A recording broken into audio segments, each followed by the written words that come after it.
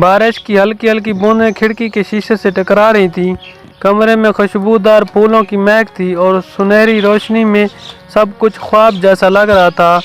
یہ احمد اور حنا کی شادی کی پہلی رات تھی۔ احمد اپنے دوستوں میں سنجیدہ کم گو مگر اپنے فیصلوں میں پکا مانا جاتا تھا۔ حنا جیسے دیکھ کر لوگ رک جاتے تھے، گویا کسی پرانی فلم کی ہیروئن ہو۔ لمبے سیاہ بال، دودھ جیسا رنگ اور آنکھوں میں چمکتا ہوا اعتماد۔ شادی دھوم دھام سے ہوئی تھی، گاؤں سے شہر تک اس رشتے کی بات چلی تھی۔ احمد کے والدین خوش تھے، محلے والے حیران تھے کہ احمد جیسا کم بولنے والا نوجوان اتنی حسین بیوی کیسے مان گیا، مگر احمد نے کبھی نہ تو اعتراض کیا نہ ہی خوشی کا زیادہ اظہار، بس ایک ہلکی سی مسکراہٹ دے دیتا۔ اسی رات جب سب مہمان جا چکے اور کمرہ بند ہو گیا، حنا آئینے کے سامنے کھڑی اپنے دوپٹے کی جھالر سنوار رہی تھی۔ احمد نے اسے پہلی بار اکیلے میں غور سے دیکھا۔ واقعی وہ حسن کی مثال تھی، مگر احمد کی آنکھوں میں وہ چمک نہیں تھی جو عام دولہا کی آنکھوں میں ہوتی ہے۔ وہ کرسی پر بیٹھا رہا، خاموش۔ حنا نے دھیرے سے کہا، آپ اتنے خاموش کیوں ہیں؟ احمد نے گہری سانس لی اور بولا، حنا میں تم سے ایک سوال پوچھنا چاہتا ہوں۔ جی پوچھیں۔ اگر کل صبح تم اپنی ساری خوبصورتی کھو دو، تمہارا چہرہ جل جائے یا تم بیمار ہو کر بستر پر پڑ جاؤ تو کیا تم اب بھی چاہو گی کہ ہم ساتھ رہیں؟ حنا نے مسکرا کر جواب دیا، یہ ایک ایسا سوال ہے، یقیناً میں ساتھ رہوں گی، کیونکہ شادی صرف حسن کے لیے نہیں ہوتی، یہ رشتے کے لیے، محبت کے لیے ہوتی ہے۔ احمد نے سر ہلایا، اچھا تو پھر ایک اور سوال، اگر تمہیں پتہ چلے کہ میں نے تم سے شادی محبت کے لیے نہیں بلکہ کسی مجبوری میں کی ہے تو تم کیا کرو گی؟ حنا کا چہرہ تھوڑا سنجیدہ ہو گیا، مگر اس نے کہا، میں جاننے کی کوشش کروں گی کہ وہ مجبوری کیا تھی۔ احمد نے کرسی سے اٹھ کر الماری سے ایک فائل نکالی اور اس کے سامنے رکھی۔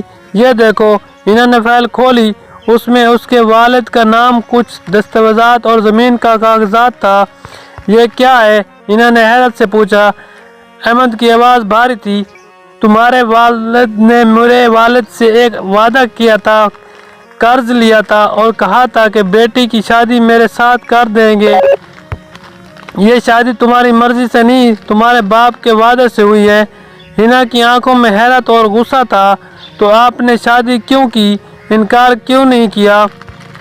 احمد نے گہری نظر سے اسے دیکھا، کیونکہ میں نے سوچا تھا کہ شاید ہم دونوں اپنی مرضی سے بھی اس رشتے کو نبھا سکیں، مگر آج کچھ ایسا ہوا جس نے میرا دل بدل دیا۔ حنا نے تیزی سے پوچھا، کیا ہوا؟ احمد نے خاموشی سے ایک چھوٹا سا لفافہ اس کی طرف بڑھایا۔ اس میں ایک خط تھا جو حنا نے اپنی قریبی دوست کو لکھا تھا اور غلطی سے شادی سے پہلے احمد کے ہاتھ لگ گیا تھا۔ خط میں لکھا تھا، میں یہ شادی کبھی نہیں چاہتی تھی احمد، مجھے پسند نہیں، میں صرف اپنے والد کی مجبوری کی وجہ سے مان گئی ہوں، دل میرا کہیں اور ہے۔ حنا کے ہاتھ کانپ گئے۔ یہ تو پرانی بات ہے، میں اب۔ احمد نے ایسا مگر فیصلہ کن لہجے میں کہا، حنا میں تم پر الزام نہیں لگا رہا، مگر میں اپنی زندگی کسی ایسے شخص کے ساتھ نہیں گزار سکتا جس کا دل کہیں اور ہو۔ میں تمہیں آزاد کر رہا ہوں تاکہ تم اپنی مرضی کی زندگی جی سکو۔ وہ الماری سے طلاق کے کاغذات نکال لایا جن پر اس نے پہلے ہی دستخط کر رکھے تھے۔ حنا کی آنکھوں میں آنسو آ گئے، لیکن میں نے اب سوچ بدل لیا ہے، میں آپ کے ساتھ رہنا چاہتی ہوں۔ احمد نے تلخ مسکراہٹ دی، شاید تمہاری بات سچ ہو، مگر میں اپنے دل کا یقین کھو بیٹھا ہوں اور شادی یقین کے بغیر نہیں چلتی۔ بارش کی آواز تیز ہو گئی۔